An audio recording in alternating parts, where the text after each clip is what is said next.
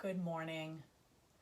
I just wanted to take a minute here. You'll notice I'm just coming off of a Zoom class and I have my makeshift yoga blocks and my makeshift yoga strap here. Have to improvise so that folks know that they don't need official props. But I wanted to take a minute. I know that recently we have, gotten more news about updates, certainly in the state of Massachusetts. And for many of us who are parents or small business owners, that these new updates that we get that extend closures and change what was our normal, creates a new reality for us that can kind of spike the anxiety. We establish a steady state of new normal, and then we get news and we spike again. And that's just a natural reaction. And it happened to me yesterday when I found out that my kids, in fact, were not going to be going back to their classrooms. I expected that it was coming, but I have an 8th grader and she won't finish out her middle school years with her friends. She's going to a different high school. She may not see these kids again. Some of them she's been to school with since she was in preschool. She won't graduate.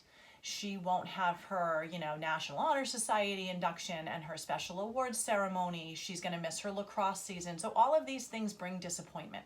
And I know that my disappointment is relative to my own life.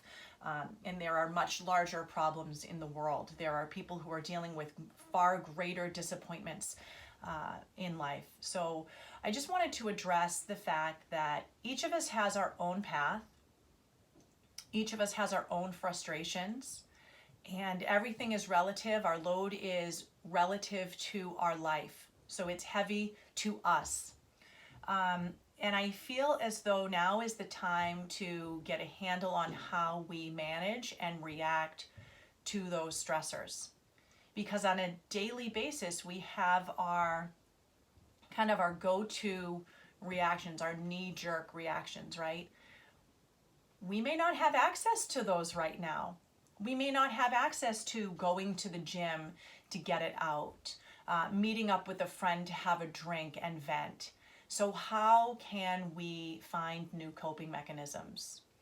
And for me, it's really been taking a step back and finding the gift in presence, finding the gift in the fact that I'm here, I'm safe. I cannot change what has happened. I cannot control what is coming, but I can control the moment that I'm in. And I know that that sounds much easier than it is, and it is hard. But we're going to walk through today just a really simple breathing technique that can be done in 2 or 3 minutes to help you find a bit more presence in your body and be able to then react with a calmer state of mind. So you can do this anywhere. You can do this in your car. You can do this, at your dining room table if that's your office right now. You're simply going to sit and rest your hands to your knees. And I want you to feel your hands on your legs. Feel the weight and the heat created.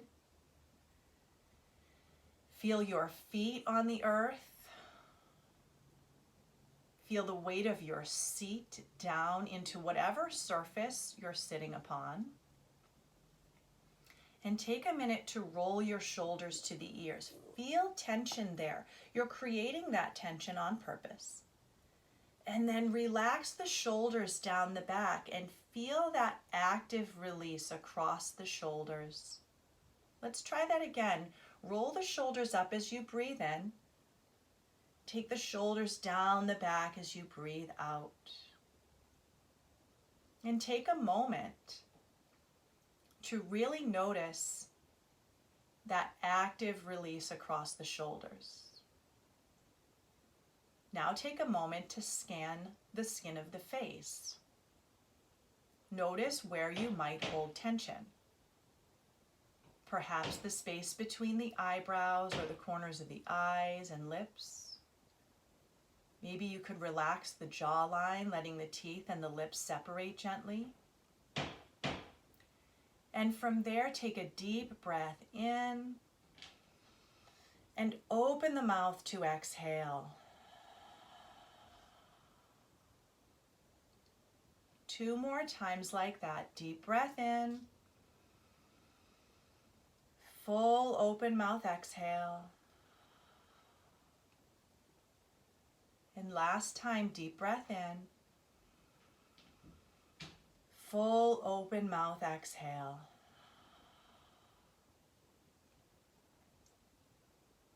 Now imagine a tiny little thread of light coiled at the base of your spine. And as you breathe in, imagine that light slowly creeping up the spine to the crown of the head. It gets straight and it rests at the crown before it releases down and softly coils to the base of the spine once again. Breathing in, you watch that light and thread lift. Breathing out, you watch it slowly release and drop down the spine. And the mind will wander, the thoughts will come. Begin again with your thread of white light rising up and dropping down.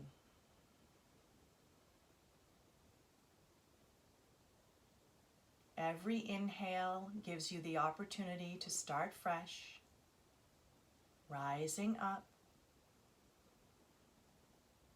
and dropping down.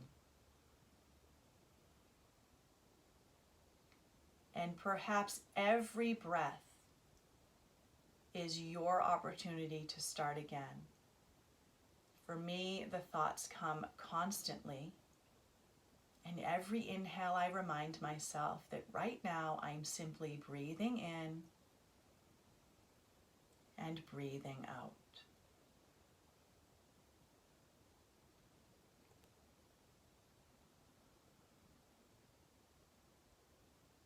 And you'll find after a few of these visualizations of watching your breath move through your body,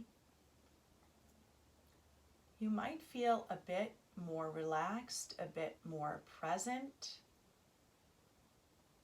So as you come back into your body, perhaps notice changes you might feel. Notice how your chest feels as it rises with your breath in and releases with your breath out.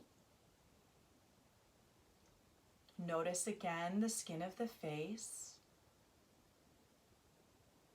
and soften any spaces that could soften even deeper. And then gently blink the eyes open. And take a minute to just take in your surroundings, become fully present again, and know that every time you have an opportunity to tap into your body through your breath, you're bringing yourself fully present in that moment. Your breath is what helps you create space for movement, space for stillness in the mind. And, it sounds really simple, but that is a gift. And if we can work with that to develop and create a practice of maybe 3 to 4 minutes a day, ideally, 10 to 20 if we have that kind of time and space to sit and be still. We create this connection with ourselves and a connection with the present moment.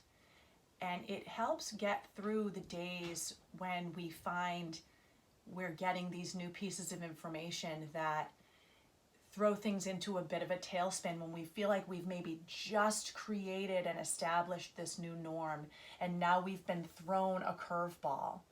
It's okay. We can come right back to that present moment, knowing that we're doing our best for ourselves and for our family and for our community by being present and recognizing that the leadership is taking the steps that we need to remain safe and to hopefully come back and resume life in a new way, because frankly, there is going to be a new normal, and that's okay. It's probably going to be a better normal.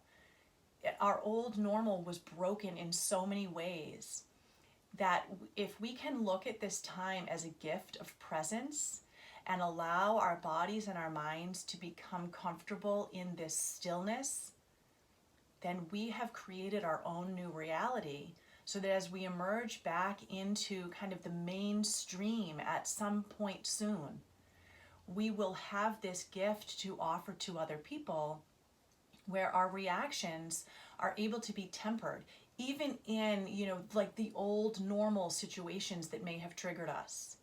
So I hope that this exercise helps you. It's a really simple breath exercise, a visualization up and down, and it just allows you to reconnect with every single breath as your mind goes this way and that way and wonders what's going to happen, and has guilt or has fear or has anger and frustration. Bring it back, bring it back. You are not the anger or the frustration or the guilt or the fear.